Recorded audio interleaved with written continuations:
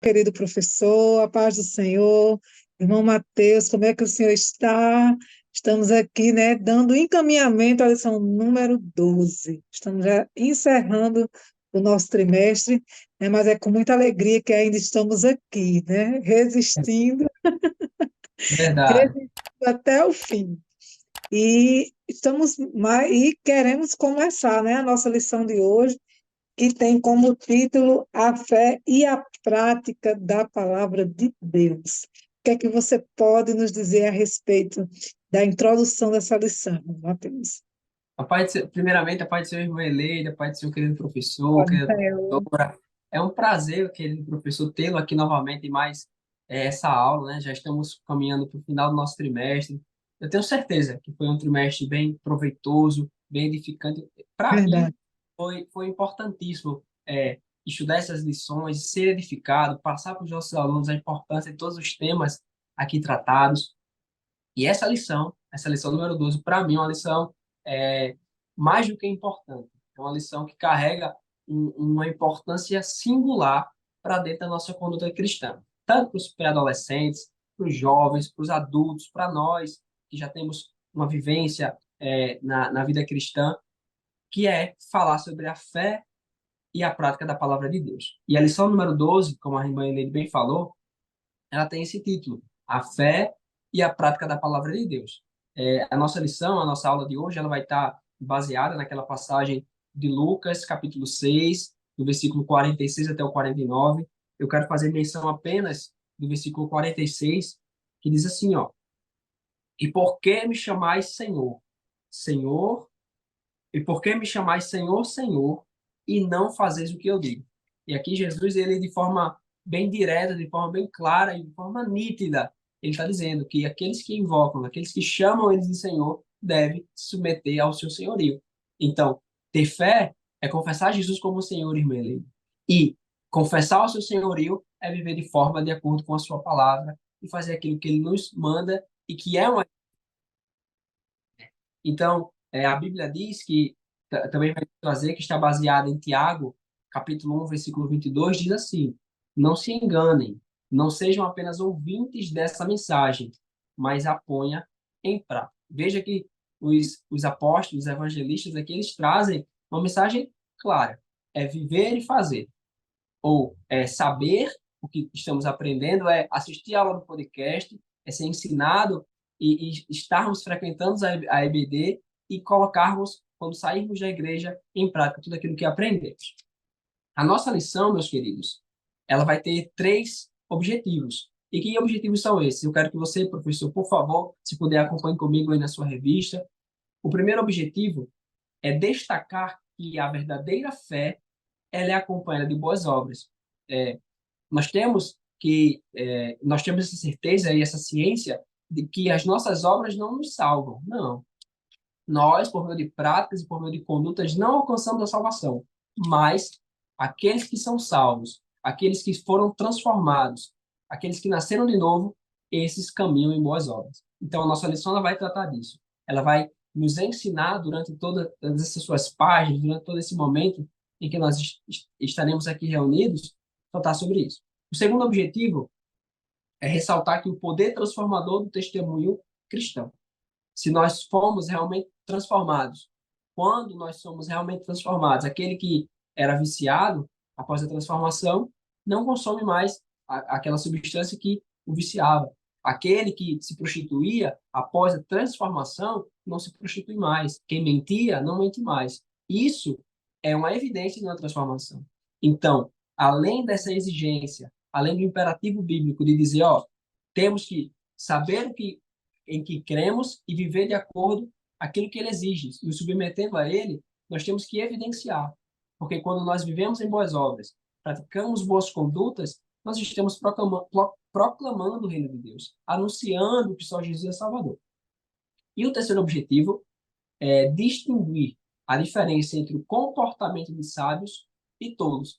Muitos se dizem sábios, hoje em dia na internet nós temos especialistas em tudo, né? Nós temos pessoas que nunca se especializaram, nunca fizeram um curso, nunca procuraram saber especificamente daquele conteúdo, mas leram um artigo, leram um PDF e já saem comunicando.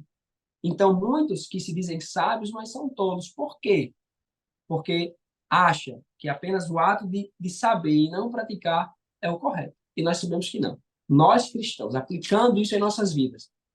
Se nós lermos, por exemplo, o livro de Provérbios, nós teremos ali lições grandiosas para a nossa vida. Lições que vão nos mudar enquanto nosso caráter, enquanto nossa conduta, enquanto o trato com outras pessoas. Por quê? Porque quando nós estamos e conhecemos, sabendo de forma sábia aquilo que nós aprendemos, e nós praticaremos, e assim o nome do Senhor será glorificado. E assim nós evidenciaremos que fomos transformados, que fomos mudados e que obtivemos um novo nascimento. Não é verdade, Melei?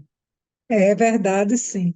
Aqui no livro de João diz assim: quem Jesus respondeu e disse: Se alguém me ama, guardará a minha palavra, né? O meu Pai o amará e viveremos para ele e faremos dele morada.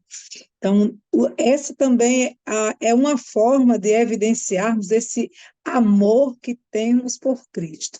Se amamos a Cristo, amamos pela fé, né? E se cremos que Ele existe, nós precisamos cumprir a sua palavra. Não há como você dizer que tem uma vida cristã, ou que você ama a Cristo, que você crê nele, ou que você espera a salvação nele, e você não cumprir o que diz a palavra de Deus. E para praticar essa palavra, é necessário que a conheçamos. Não é possível, né, praticar algo que a gente não conheça.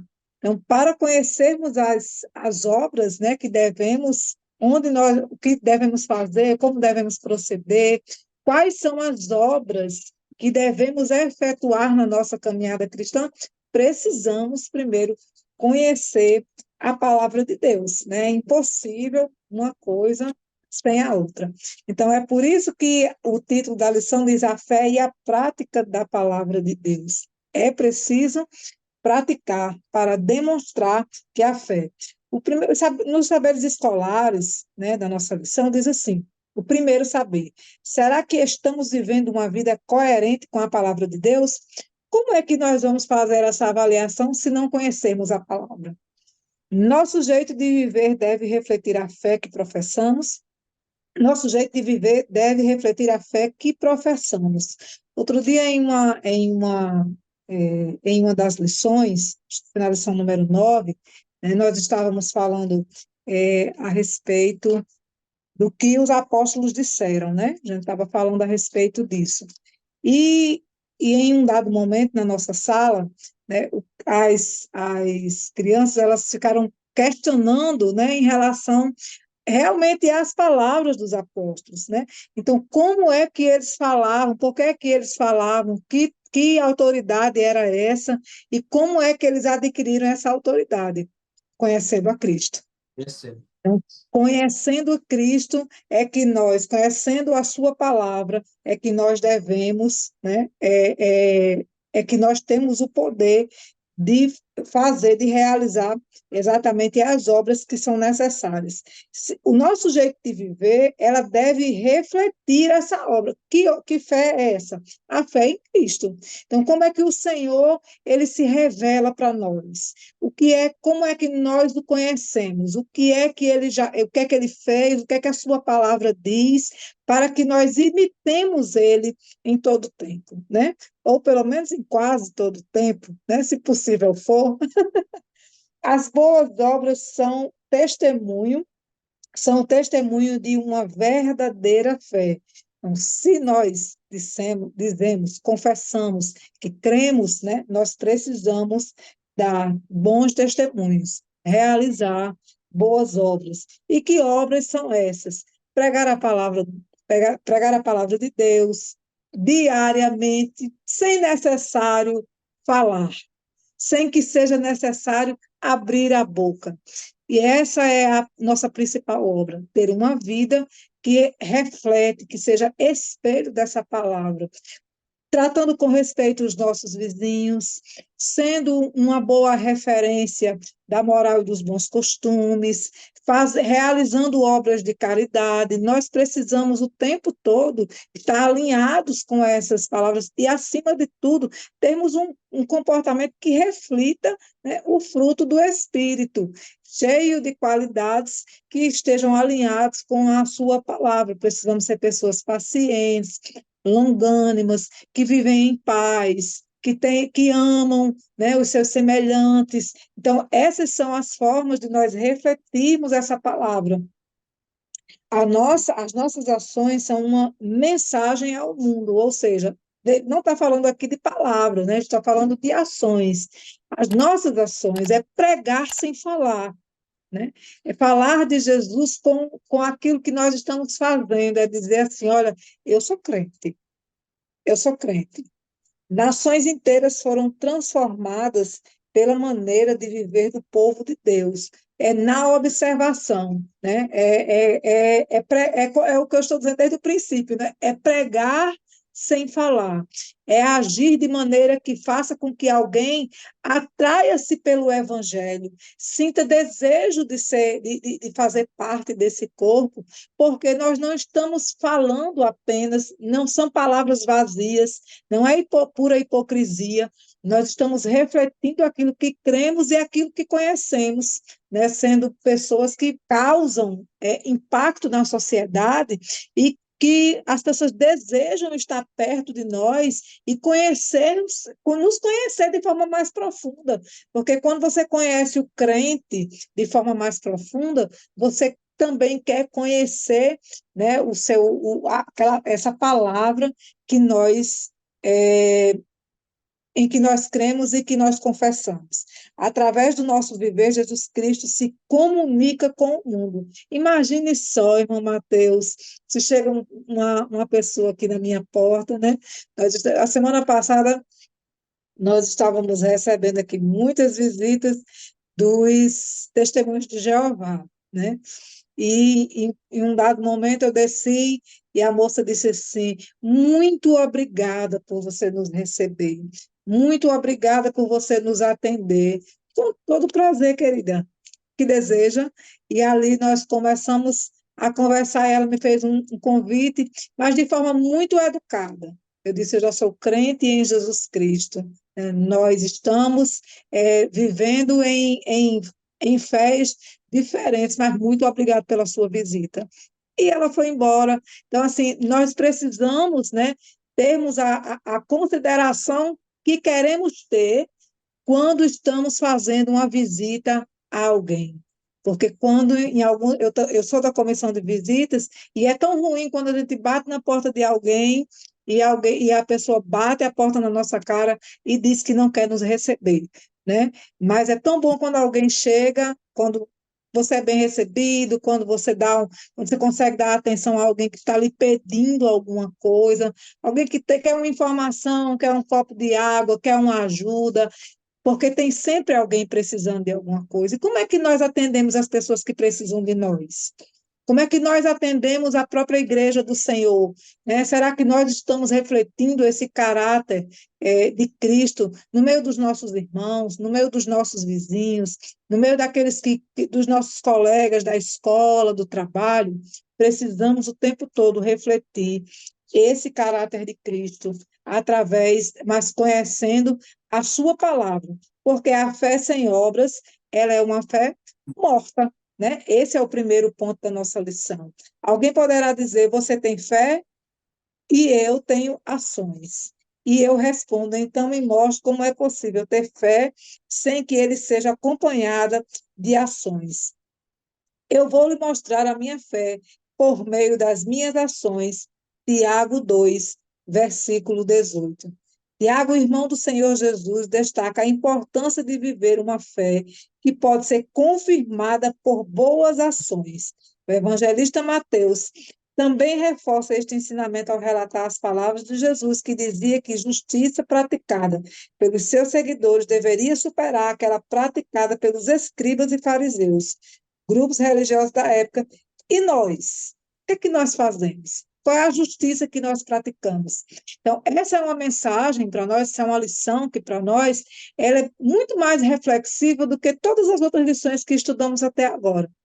porque ela está falando da efetiva ação a respeito daquilo que nós conhecemos a respeito de Jesus Cristo. Como é que nós nos comportamos diante de determinadas ações? Diante da morte, né? Diante alguns, né? Eu tive essa experiência recente. Então, a pessoa que não conhece Jesus, que não conhece a sua palavra, ela tem medo da morte, ela tem medo da doença, ela tem medo da porta fechada, ela tem medo da dificuldade, mas a palavra do Senhor nos traz essa reflexão de que em Cristo podemos vencer, porque o Senhor já venceu, ele venceu o mundo. Então, em Cristo nós somos mais do que vencedores. Nós conseguimos atravessar o deserto, os vales, nós conseguimos passar pelas condições adversas da vida, pela doença, pela morte, pela dificuldade, porque nós sabemos que são processos necessários à vida cristã e à vida humana de uma forma geral. Então, por isso, nós não tememos, né? E aí, se somos crentes em Cristo e conhecemos a palavra de Deus, atravessamos esses processos de cabeça erguida, sabendo que o Senhor, ele tem algo superior para nós. E os caminhos dele são mais altos do que os nossos, os pensamentos dele são mais altos do que os nossos, e nós conseguimos viver de uma forma intensa, aprendendo com todas as experiências que o Senhor nos proporciona, dentro da Sua palavra, a viver experiências com Ele de superação, né, e de crescimento espiritual. E eu já Uhum. falei demais, e eu quero lhe ouvir agora, irmão Mateus. Não, meu bem, é um prazer poder ouvi-la. E complementando aquilo que a senhora já vinha falando, no mesmo texto, Tiago, capítulo 2 no versículo 22, Tiago ele vai dizer o seguinte: bem vês que a fé cooperou com as suas obras, e que pelas obras a fé foi aperfeiçoada. Veja, aperfeiçoada no sentido de alcançar um nível de perfeição. Em que sentido? Uma fé vazia ou uma fé apenas pelo falar, ela está incompleta. Nós vemos aí fora, nós vemos muitos que se dizem crentes, que se dizem carregar o Espírito Santo. Eu conheço pessoas que são ímpias, mas que dizem que carregam o Espírito Santo dentro de si, e a gente sabe que não é verdade. Mas que Uhum, se dizem ter fé, dizem viver de forma correta, mas sem as obras, isso tudo é vazio, isso tudo é vão. Então, nós temos essa responsabilidade eu sinto e eu tenho certeza que isso é um dever nosso, enquanto professores, enquanto pessoas que se dedicam de forma voluntária ao ensino cristão, a passar para os nossos alunos essa importância.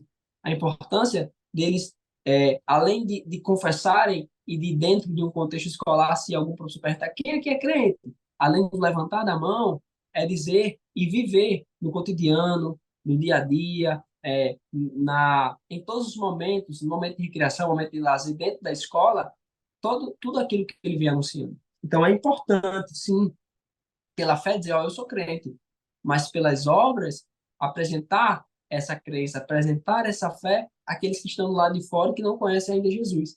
Então, entendendo isso, por isso que nós já falamos no começo que essa lição ela tem esse cunho tão importante, esse cunho tão reflexivo, porque antes de nós chegarmos na sala de aula, falarmos para os nossos alunos, nós fizemos uma autoanálise, fizemos essa autorreflexão de olharmos e pensarmos o que é que eu estou fazendo em prol do reino, o que é que eu estou, como eu estou trabalhando, como eu estou agindo em prol do reino. Será que o meu caminhar, será que minhas mãos estão limpas diante das minhas ações para o trabalhar do reino de Deus?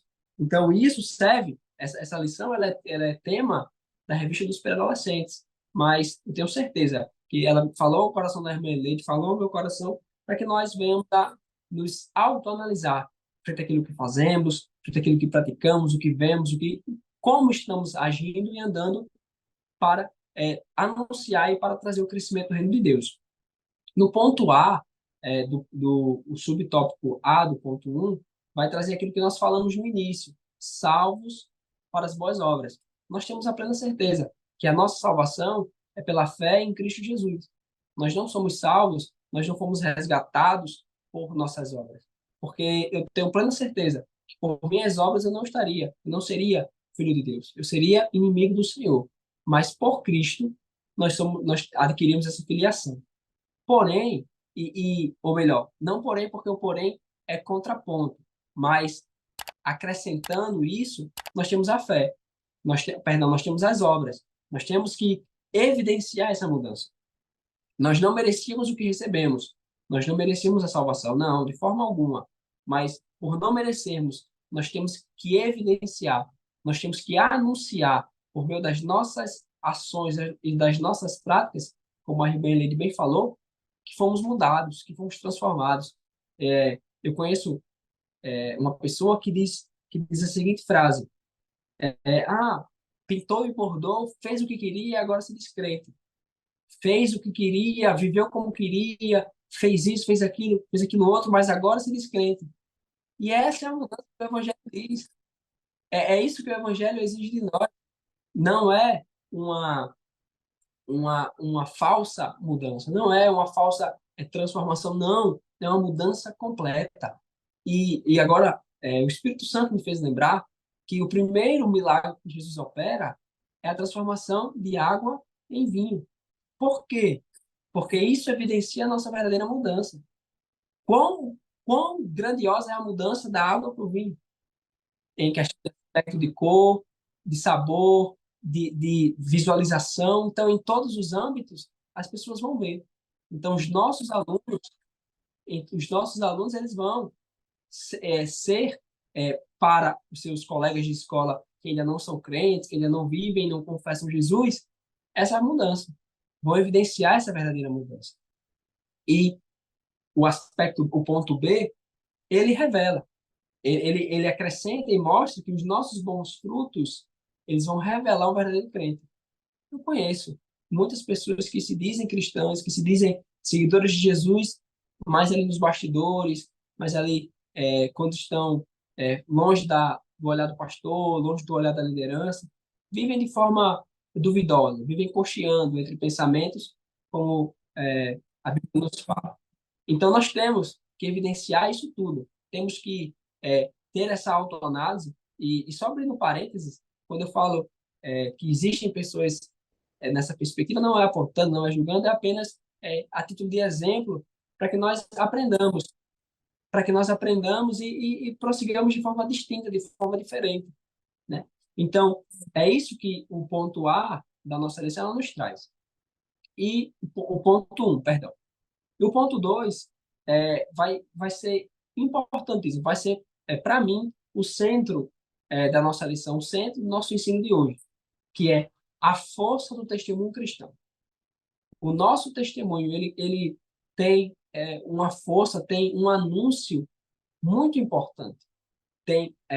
Nós podemos perceber e nós vemos no nosso relacionamento diário, com a vivência do dia a dia, que muitas vezes apenas o fato de nós usarmos uma palavra que é dita como do dicionário do crente, né, que as pessoas têm essa brincadeira, dizer que só nós crentes falamos certas palavras, e isso é um grande testemunho. Você, por exemplo, quando alguém fala um palavrão ou levanta algum falso testemunho, você diz misericórdia. Isso é uma forma de testemunhar e de dizer que ali, diante de você, diante da verdade que você carrega, que é o Evangelho, é necessário se ter uma boa fala, não pronunciar palavras erradas, não pronunciar coisas que desagradam a Deus. Então, esse é o testemunho. E nós, assim, estamos falando do amor de Deus. A lição vai nos dizer o seguinte, ó: falar do amor de Deus é um desafio que todo pré-adolescente cristão enfrenta e se pergunta: não sei como falar. Como faço para pegar o evangelho aos meus amigos? Saiba que as suas ações são uma mensagem ao mundo. Jeremias, quando Deus o levanta e o chama para anunciar ao povo de Israel, Jeremias diz que é uma criança.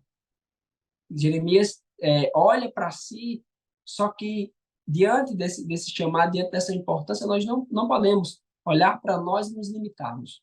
E é isso que nós temos que passar para os nossos pré-adolescentes. Porque diante dessa fase de tão insegurança, de tantas dúvidas que passam ali na mente, no coração deles, nós temos que ser esse exemplo, dizer, ó, eu também tinha vergonha de falar, eu também tinha receio, nas primeiras oportunidades de trazer uma palavra, de trazer um ensinamento, nas primeiras oportunidades a perna tremia, a mão suava, o coração acelerava, mas sabendo que isso é para o reino de Deus, a gente enfrenta, sabendo que isso é em prol da propagação do evangelho, é para que o Senhor seja glorificado, nós vamos ter esse caráter de anunciadores, essa natureza de mensageiros, de peregrinos que levam a palavra de Deus onde quer que vão. Então, a força do nosso testemunho, a força da nossa mensagem, não em quem fala, não é porque nós falamos, não é porque nós anunciamos, não. É aquele que está dentro de nós que nos dá autoridade, aquele que está dentro de nós é aquele que nos capacita, que nos dá ciência do falar, do fazer e do agir.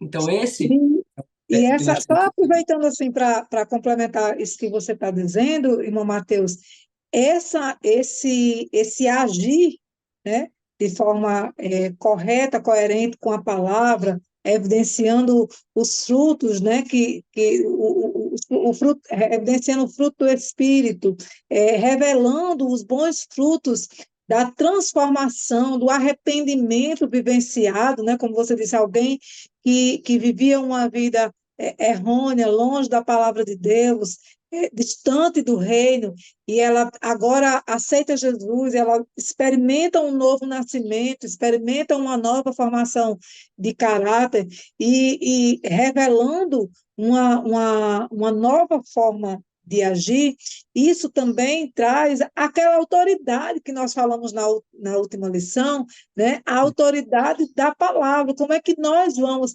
falar daquilo que não vivemos? Né? Então, viver a palavra, praticar a palavra, nos autoriza com autoridade, com autonomia, com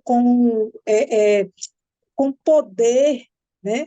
Que é necessário para pregar a palavra do Senhor, né? E para que as pessoas se permitam abrir o seu coração e dizer assim: olha, ela está falando de coisas que ela vive. Irmão Mateus está falando de coisas que ele vive. A vida dele é uma vida diferente, a vida dele é uma vida distante das coisas do mundo diferente. Ele não é um jovem como os outros jovens que a gente vê na escola, como os outros jovens que a gente vê na rua, lá na empresa. Não, ele é um jovem diferente. O comportamento dele é diferente, o olhar dele é diferente. Ele não olha para as mulheres como os homens comuns olham, ele olha com um olhar. Aí, esse olhar é o olhar de Cristo, que olha para nós de uma forma diferente, né? O Senhor olha para nós dizendo, olha, se você precisar de mim, eu estou aqui, né? E assim como nós crentes devemos olhar para os nossos irmãos, né? Para as pessoas que estão no mundo. Se você precisar de ajuda, eu estou aqui. Se precisar de alguém que lhe dê uma orientação, eu estou aqui para orientar. Mas isso porque eu tenho autoridade diante da palavra que eu vivo, diante da palavra que eu confesso. Então, se vivendo os valores do evangelho de verdade. Então, se eu vivo os valores, eu tenho uma vida que valoriza a palavra de Deus, a minha vida ela está em consonância, né? Como diz aqui na lição, que eu gostei muito dessa frase, né? As palavras convencem, mas o exemplo arrasta. Eu trabalhei É, muito com cursos de formação, de formação de liderança, e isso é dito dentro da igreja e fora dela, né? Todas as lideranças que se formam, elas trazem consigo essa marca, o exemplo. Precisamos dar o exemplo ao mundo de que Jesus, ele é suficiente. E como é que eu posso dar esse exemplo se eu fico me igualando com as pessoas ou me comportando como as pessoas no mundo se comportam? Não, eu preciso ser o ponto de inflexão. Eu preciso ser ali aquele caminho onde as águas se dividem. Porque se não for dessa forma, eu não tenho como ter autoridade para falar de Jesus, e nem a minha vida autoriza as pessoas, permitem que as pessoas reflitam sobre uma nova maneira de viver em Cristo, sobre existe uma maneira diferente de se viver no mundo, e que eu possa alcançar a felicidade plena e que eu possa alcançar a plena paz, e que eu possa alcançar o pleno gozo de viver sem que seja necessário eu barganhar muita riqueza, né, ou muitos prazeres, ou viver uma vida fútil, né, de acordo com o mundo. A, Aquela irmã que mora ali, ela tem uma vida diferente. Aquela irmã, aquela criança que está lá na escola, ela aparenta ter uma vida diferente, porque a sua vida reflete algo diferente. Eu passei por um processo cirúrgico uma vez, e o médico, depois da minha cirurgia, ele foi me visitar e ele disse assim: tem algo diferente na sua família, porque eu falo com você, eu estou falando aqui de uma coisa difícil, e você está sorrindo, né? Eu olho para essa menina, para minha filha que estava me acompanhando, e ela sorriu o tempo todo. Então, existe algo diferente em você. Eu disse, existe, doutor, existe Jesus, né? O Senhor, ele Amém. está conosco. E ele disse, é verdade, porque eu sou médico e eu tenho um limite, mas no procedimento que eu executei em você, eu sei que existia uma mão além da minha. E isso é maravilhoso, sabendo, né, Graças. a nossa vida dando testemunho de que o Senhor está conosco. E isso é perfeito para nós. É isso mesmo que deve acontecer. As pessoas precisam ver que na nossa vida existe algo diferente. É no nosso comportamento, é no nosso jeito de falar, é no nosso jeito de tratar as pessoas, e inclusive no nosso silêncio, na nossa inércia. Por que eu digo isso, irmão Mateus? Porque é quando nós entendemos que não podemos fazer nada que o Senhor age em nosso favor e É se verdade. revela grande, né? Eu estava ali anestesiada, passando por anestesia geral, estava sob anestesia geral, mas o médico reconheceu que na minha vida havia uma autoridade maior do que o saber dele. E ele disse: a minha mão não era suficiente, mas uma mão maior do que a minha agiu nesse procedimento. E isso é maravilhoso. Na inércia, calada, né? Mas alguém reconheceu. Tem alguém aqui maior do que Isso é agir com sabedoria. E ele. parece que completa tudo isso que a senhora estava falando com o nosso tópico 3, porque vai fazer essa distinção entre tolos e sábios. O Isso. tolo, ele vai ouvir, ouvir, ouvir, mas em nenhum momento ele se debruça para praticar aquilo que ouviu. O tolo, em nenhum momento ele vai, ou se dispõe a aprender, em nenhum momento ele vai se limitar, se restringir àquilo que a Bíblia quer, àquilo que a Bíblia exige de nós, porque o fato de nós manusearmos a Bíblia, o fato de nós folhearmos ela, já é um grande fator, já é de suma importância. Mas, se nós folhearmos e não praticarmos, isso de nada vale. E o tópico 3 ele vai falar disso. A importância de nós sabermos que somos limitados, que somos falhos, que somos imperfeitos, que somos totalmente dependentes do agir de Deus, dependentes da graça de Deus. Isso é ser sábio dentro desse mundo que busca tanta autonomia, que busca tanto um eu, uma geração tão antropocêntrica, que querem, que acham que podem, que conseguem, que fazem, mas não. Ser sábio neste mundo é ouvir as palavras do Senhor, é saber o que ele nos fala e assim colocar em prática. Então, Isso. o tópico A, o tópico 3 vai falar construindo uma fé sólida.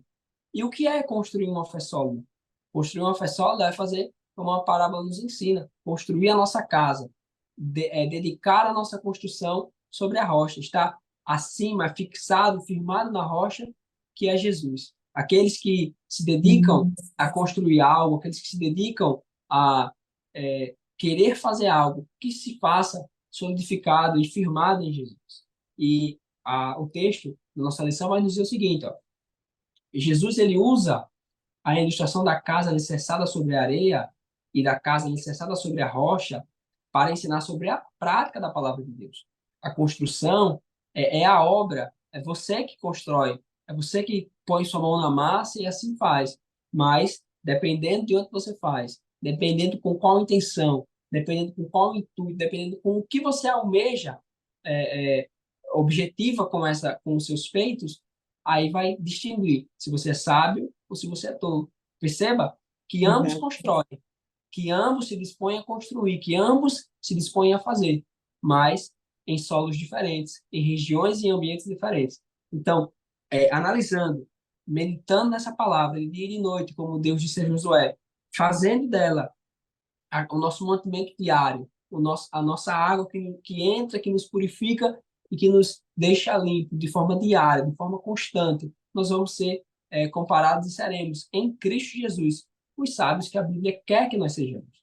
E o subtópico B vai dizer, ó, ouvindo bons conselhos. Existem, principalmente, os nossos pré-adolescentes, as pessoas mais jovens, como eu bem falei anteriormente, querem e se entendem autônomos, os adolescentes em si, mais ainda, né? Acham que já, por já terem uma certa estatura, já estarem maior, conseguem viver de forma autônoma, eu consigo, pode deixar comigo, eu sei o que eu estou fazendo. E isso, dentro da nossa esfera cristã, acontece também. Porém, Sim. ensinando, indo, exortando-os a aprender com quem já tem mais experiência que nós, ouvir os pais, ouvir os avós, é de suma importância. Então, Sim. nós temos que ouvir esses bons conselhos. Nós temos que ensinar os nossos pré-adolescentes da importância de ouvir os conselhos da Bíblia, mas de também ouvir o nosso pai, ouvir a nossa mãe, ouvir aquele que é o nosso professor, o nosso pastor, o nosso líder, aquele que tem uma experiência maior que a nossa, aquele que já sentou, já aprendeu e agora está de pé para nos falar. Porque há um momento para tudo. Há um momento que nós sentamos, ouvimos, absorvemos, e é um momento de falar também. Então, dentro dessa perspectiva e desse ensino, nós temos o momento de ouvir, que é crer no que nossos pais falam, que é crer naquilo que o nosso pastor nos ensina e se levantar para praticarmos, e se levantar para pôr em prática aquilo que nós aprendemos. E aí nós vamos evidenciar essas boas obras. Aí nós vamos anunciar para o mundo a força do nosso testemunho, a força da nossa mudança, a força daqueles que sabem o que estão fazendo, de que falam, mas que também fazem, daqueles que enchem a boca para dizer que Jesus salva e que por meio das suas obras evidenciam que Jesus o salvou. Então isso é de suma importância para nós e também para passar, para transmitir para os nossos pré-adolescentes. Dentro desse cenário, nós vamos exercer aquilo que Jesus quer que exerçamos, porque nós, como Paulo Amém. fala lá na igreja de Corinto, em 2 Coríntios capítulo 3 versículo 2, Paulo vai falar assim, ó, vós sois a nossa carta, escrita em nossos corações, conhecida e lida por todos os homens. Veja que a igreja, eu não falo nem eu, nem Melete, nem apenas um grupo, mas a igreja do Senhor é a carta de Cristo para o mundo. Nós somos a carta que o mundo vai manusear e vai ler e vai dizer, ó, realmente está de acordo com aquilo que ele diz ser ou ela diz ser. Então, temos que anunciar isso, temos que passar isso para os nossos jovens e para os nossos pré-adolescentes, porque é de suma importância. É verdade. Você estava falando aí, irmão Mateus, e eu estava lembrando assim de algumas características comuns dessa fase, né, da pré-adolescência, que é exatamente a necessidade de autonomia, né, que essa fase requer. É uma fase de reconstrução, né, onde eles estão reconstruindo e reafirmando saberes. Então, é uma fase em que eles estão deixando a infância, né, e indo para um novo mundo em que, e nesse novo mundo existe muita complexidade na sua cabeça, porque a criança ela aprende de forma mais concreta e adolescentes, pré-adolescentes e adolescentes, jovens, adultos aprendem de forma mais complexa, né, com base apenas na teoria. E esse mundo novo que se abre na mente do adolescente traz para eles, isso é uma, eu acredito não, isso é uma ação biológica, né? Porque todos passamos por isso, então todos vivemos essas mesmas fases, e essa fase em que que esse mundo se abre, ele entende, poxa, eu sei de mais coisas hoje do que o que eu sabia ontem. Então, eu posso tomar as minhas próprias decisões. Eles começam a ter pensamentos mais complexos, sentimentos mais complexos, sensações mais complexas, e isso dá ao pré-adolescente a capacidade de fazer escolhas. Então, nessa situação, seria interessante para o professor, nesse momento, se possível for, ele abrir uma roda de conversas, né, com os seus alunos, lançar desafios de situações corriqueiras do dia a dia, que a gente sabe que acontece em relação a uma proposta de namoro, a uma proposta de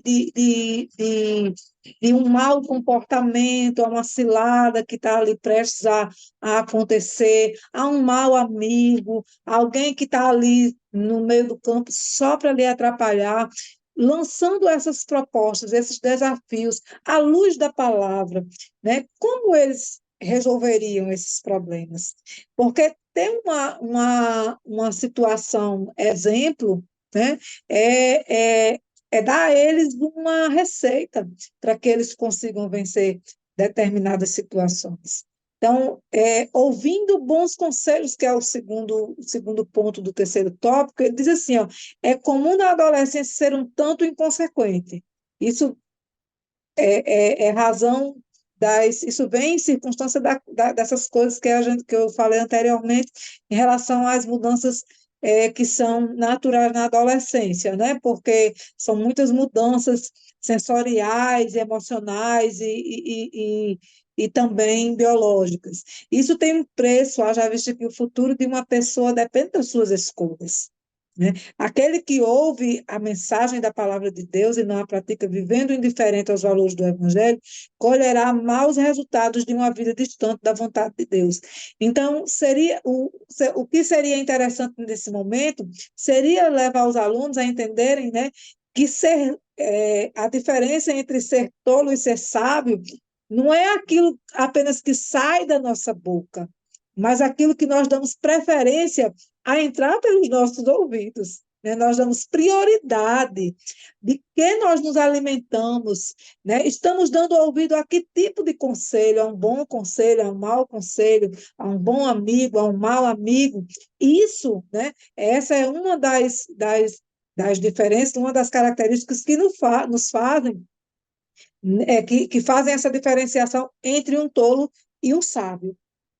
Não é só aquilo que não, um sábio não é só aquele que sabe dizer coisas boas, bonitas, coerentes. Não.